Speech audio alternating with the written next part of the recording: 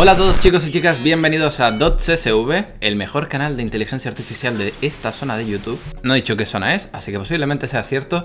Y bueno, bienvenidos al primer Data Coffee oficial.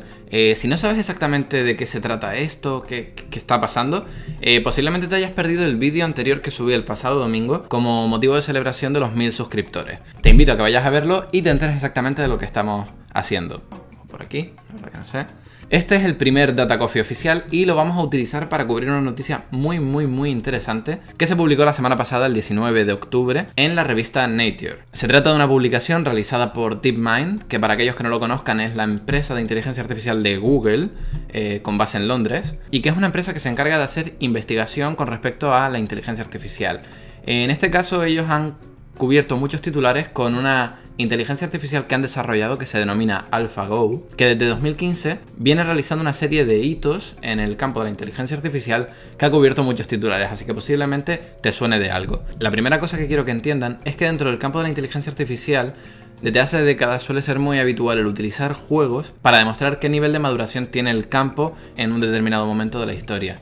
Por ejemplo, en 1950-1960 creo recordar que ya se creó la primera inteligencia artificial que sabía ganar al tic-tac-toe, que es el 3 en raya, típico. Posterior a esto tenemos el caso de Deep Blue, que ganó a Kasparov, campeón del mundo del ajedrez, en 1997, como sabrán de mi primer vídeo. Y esta progresión siguió siendo así hasta que se llegó a un punto en el que ya nos encontramos con una serie de desafíos que se creían que no podrían ser resueltos por inteligencias artificiales. Por ejemplo, es el caso del Go. El Go es un juego milenario japonés, si no me equivoco. ¿Japonés o chino? Creo que es japonés. Podemos buscarlo. Vale, chino, japonés y coreano. A diferencia de juegos como el ajedrez, que el tablero tiene 8×8, es decir, 64 casillas, el tablero de Go es mucho más complejo. Tiene 19×19 casillas, con lo cual pues tenemos una cantidad de posibles movimientos muy elevada, y además también la libertad de colocar fichas es mucho más flexible que la de un tablero de ajedrez. Con lo cual, al final, no podemos utilizar la fuerza bruta para resolver una partida de Go intentando ir por todas las posibles estrategias y buscando aquella que sea más efectiva. Eso no es posible con la manera convencional. De hecho, la típica frase que se dice siempre que se habla del tema de AlphaGo y Go es: hay más posibles movimientos en una partida de Go que átomos en el universo. Te apuesto a que no podrás ver un vídeo que sea de AlphaGo que no digan esta frase. Volviendo al asunto. Esta limitación computacional que ofrece la partida de Go es una limitación y a la vez es un reto muy interesante, porque al fin y al cabo un humano que juega una partida de Go realiza un proceso cognitivo que le permite ganar frente a otras personas. Un campeón de Go pues tendrá en su cabeza una serie de estrategias que no implica resolver todas las posibles partidas, y sin embargo es capaz de desempeñar un buen rendimiento jugando al Go. Por lo tanto, esto de repente se convierte en un desafío muy interesante para el campo de la inteligencia artificial, que va a intentar descubrir cuáles son esos mecanismos que permiten a un humano poder jugar bien y lo va a intentar implementar dentro de una máquina. Esto, señoras y señores, fue el reto que asumió DeepMind. El primer paso se produjo en 2015, cuando DeepMind publicó la primera versión de su inteligencia artificial AlphaGo, la que denominaron AlphaGo Fan. El nombre venía dado por el campeón de Europa de aquel momento, que era Fan Hui, que fue aquella persona que fue derrotada por el sistema de inteligencia artificial, lo cual ya fue un primer gran paso para demostrar que sí se podía diseñar una inteligencia artificial que fuera capaz de dominar este juego por encima de las capacidades humanas. Esto ya activó todas las alertas del sector y ya se empezó a hablar de un gran hito que había realizado DeepMind. Y yo creo que eso fue lo que les motivó a plantear el siguiente reto, que se produjo en 2016, y que fue el gran torneo que realizaron entre AlphaGo y Lee Sedol. Lee Sedol era reconocido como uno de los mejores jugadores de Go del mundo, tras haber ganado una serie de campeonatos internacionales. Y también hay que mencionar que la versión que trajeron aquí era una versión mejorada de la anterior. De la AlphaGo Fan habíamos pasado al AlphaGo Lee, que era la versión que iba a derrotar al campeón del mundo, Lee Sedol. Y tras 5 partidas, AlphaGo pudo ganar 4-1, con lo cual en ese momento pasó a convertirse AlphaGo Lee en el campeón mundial de Go. Una inteligencia artificial, lo cual es súper interesante. Pero sin embargo, dentro de este torneo se produjeron una serie de cosas que yo creo que a los que nos interesa la inteligencia artificial nos hizo confirmar nuestro convencimiento de que la inteligencia artificial puede ser mucho más de lo que en principio pudiera parecer.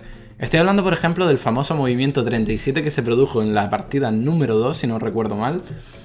Y no voy a entrar mucho en detalle de cómo funciona el Go porque tampoco soy experto, Pero por lo que tengo entendido, hay una serie, cuando tú juegas profesionalmente, hay como una serie de reglas y estrategias que uno debe seguir o no debe seguir. Es decir, si tú estás jugando, por ejemplo, en un lado del tablero, suele ser habitual colocar una ficha en la línea 3 o en la línea 4, pero moverte a la izquierda de esas líneas, pues ya te lleva a considerarse que estás haciendo una estupidez o que realmente no tienes ni idea de cómo estás jugando. Pues sucede que en la partida número 2, en el movimiento 37, de repente la inteligencia artificial AlphaGo Lee colocó una de estas piedras en una posición bastante inesperada. Incluso de los propios comentaristas que estaban siguiendo el evento, se puede ver como durante un momento el propio comentarista coloca él mal la ficha pensando que había visto mal la posición, luego mira la pantalla de nuevo, confirma que la posición que ha puesto AlphaGo es la que es, y coloca la ficha y se queda muy extrañado. From the Google team was talking about is this kind of evaluation value. That's a very surprising move. En ese momento se pensó que la inteligencia artificial había fallado. Lee Sedol, el campeón, creo que supo intuir que no era un error, sino que era algo más complejo, porque en ese mismo momento su reacción ¿cuál fue? Levantarse e irse. Lee has left the room. He left the room He after left that the room move. after that move. Se levantó, salió de la sala, creo que se fue a fumar un cigarro afuera y luego volvió y siguió jugando. ¿Y qué pasó? ¿Fue un movimiento errático o fue algo más? Bueno, 50 movimientos más tarde se pudo observar que esa ficha que había colocado AlphaGo en esa posición había servido para apoyar una estrategia ofensiva que culminaría 50 movimientos más tarde. Es decir, una capacidad de planificación y de desarrollar una estrategia tan avanzada que el propio Lee Sedol, pues cuando terminó todo este evento, tuvo que reconocer que no sentía pena por haber sido derrotado, sino que tenía mucha curiosidad por entender los insights de estas partidas, porque para él había sido bastante estimulante jugar contra alguien que realmente pudiera suponer un desafío y que demostrara maneras diferentes de las que los humanos estamos acostumbrados a realizar. Esto fue 2016. Posterior a esto hubo otro evento, se produjo hace poco, creo que fue este año en marzo, abril, por ahí, en el que ya, bueno, DeepMind ya asumía que AlphaGo era el campeón del mundo sin ninguna duda, y entonces ya querían poner a prueba un poco más el sistema y realizaron diferentes torneos. AlphaGo contra AlphaGo, AlphaGo y un humano contra AlphaGo y otro humano, es decir, humano-máquina en simbiosis, funcionando juntos para ver si podían desarrollar estrategias más creativas. E incluso AlphaGo contra 5 campeones de Go del mundo, que ya, bueno, eso, pues no sé yo si se podría considerar una partida justa, pero bueno, aún así AlphaGo pudo ganar sin mucho problema. Y bueno, eso ya permitió observar que sí, que la inteligencia artificial podía dominar un juego tan complejo como era el Go. Por lo cual, tras este último evento, DeepMind confirmó que ya se iban a centrar en utilizar a AlphaGo o el aprendizaje que habían desarrollado con AlphaGo en otro tipo de dominios que pudieran ser más relevantes para la sociedad, por ejemplo, medicina. Pero ¿qué pasó la semana pasada? Bueno, una nueva publicación confirmó que DeepMind había seguido trabajando en este sistema y que habían desarrollado una nueva versión de AlphaGo. Estamos hablando del nuevo sistema denominado AlphaGo 0. AlphaGo en las versiones anteriores se le suministraba una serie de información de cuáles eran estrategias buenas a seguir, de cuáles eran buenas combinaciones de fichas en el tablero, es decir, información supervisada de nuestro conocimiento humano sobre cómo se debería de jugar al Go. Sin embargo, esta versión de AlphaGo deja de lado toda esta información y basa su aprendizaje simplemente en aprendizaje reforzado. Aprendizaje reforzado es el único aprendizaje que no expliqué en mi vídeo anterior, pero que bueno, ya lo explicaremos en algún vídeo futuro. Pero adelanto ya que es un tipo de aprendizaje que se basa en premiar aquellos comportamientos que permiten a la inteligencia artificial acercarse a un resultado correcto. Es decir, la dinámica de aprendizaje de AlphaGo 0 es que internamente parte de un estado aleatorio, completamente aleatorio, es decir, que coloca las fichas en el tablero al azar, y lo que va a hacer es que va a jugar partidas contra sí mismo, e internamente se va a ir reconfigurando para que aquellos comportamientos que le permiten ganar una partida contra sí mismo se vayan reproduciendo en el futuro. Esto es súper interesante y es la base del aprendizaje reforzado, y por primera vez hemos visto cómo una versión de AlphaGo basada en aprendizaje reforzado ha podido superar a todas las versiones anteriores en rendimiento. Me gustaría pararme un poco en explicaros cómo funciona exactamente internamente estas inteligencias artificiales. Voy a partir de lo que era la arquitectura anterior, la de AlphaGo Lee, la de AlphaGo Fan, que son bastante parecidas, y a partir de ahí les explicaré cuáles son las diferencias de este sistema nuevo. Cuando nos referimos a estos sistemas, lo correcto es hablar de eso, de sistemas, porque en realidad internamente no se trata de un único algoritmo, sino que hay un conglomerado de algoritmos que funcionan unos sobre otros y se van retroalimentando, permitiendo que el aprendizaje surja. En el caso de AlphaGo Fan y en el caso de AlphaGo Lee, internamente lo que habían eran 2 redes neuronales supervisadas y un árbol de búsqueda de Markov. Posiblemente, si no conoces un poco de cómo funciona todo esto, estarás diciendo, no sé lo que me estás diciendo, pero mira, es muy sencillo. ¡Ay! Cambio de batería. Como iba diciendo, si tú quisieras desarrollar una inteligencia artificial que fuera capaz de ganar a un juego como el 3 en raya, una estrategia a seguir podría ser decir, bueno, tengo el tablero vacío y empiezo a jugar yo. Si yo coloco una pieza, por ejemplo, en el centro, ¿qué puede hacer luego mi adversario? ¿Cuáles son sus posibilidades? Bueno, puede colocar aquí, aquí, aquí, aquí.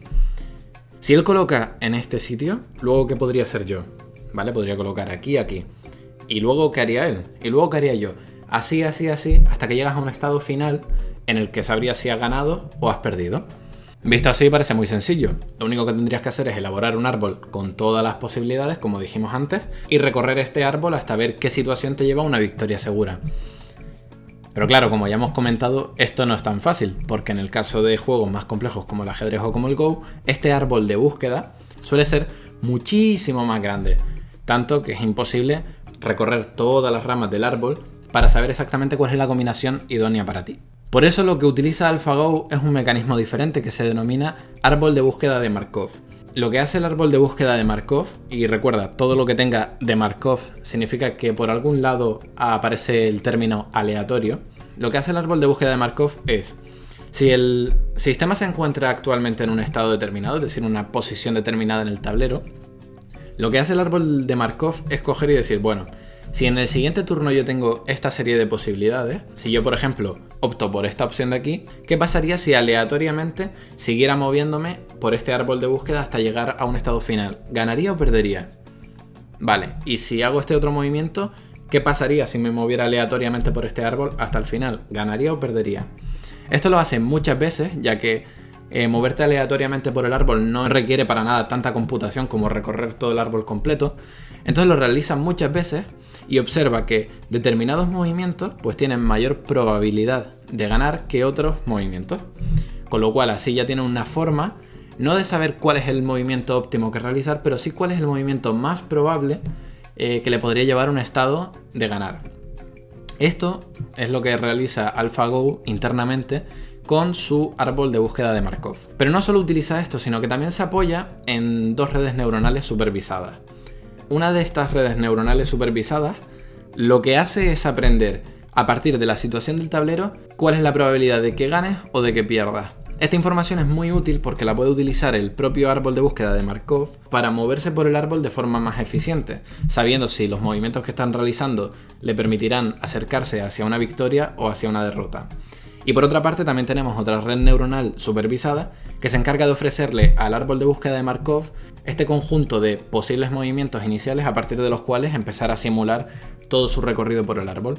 Es decir, a esta red neuronal se le ha dado inicialmente información de cuáles son aquellos movimientos y estrategias habituales en una partida de Go, y a partir de ahí ha ido aprendiendo cuáles son aquellos movimientos que permiten maximizar la victoria y son los que se le ofrecen al árbol de búsqueda de Markov.